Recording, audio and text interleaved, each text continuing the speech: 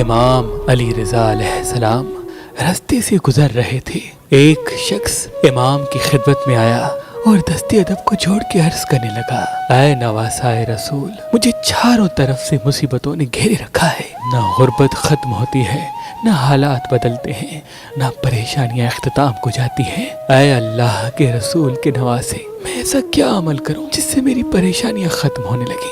بس یہ کہنا تھا تو امام علی رضا علیہ السلام نے فرمایا، اے شخص، تم عشاء کی نماز کے بعد 27 مرتبہ سورہ فاتحہ، 27 مرتبہ سورہ فلق اور 27 مرتبہ سورہ نصر پڑھا کرو۔ اللہ کے فضل و کرم سے چند ہی دنوں میں تمہارے حالات بدلنے لگیں گے، تمہارے حالات بدلنے لگیں گے، تمہارے حالات بدلنے لگیں گے۔ امام جعفر صادق علیہ السلام نے فرمایا، جو انسان مرجان پتھر پہن کے اللہ سے جو دعا مانگے گا، چاہے اس کے مقدر میں ہو یا نہ ہو، اللہ اسے عطا کر دے گا۔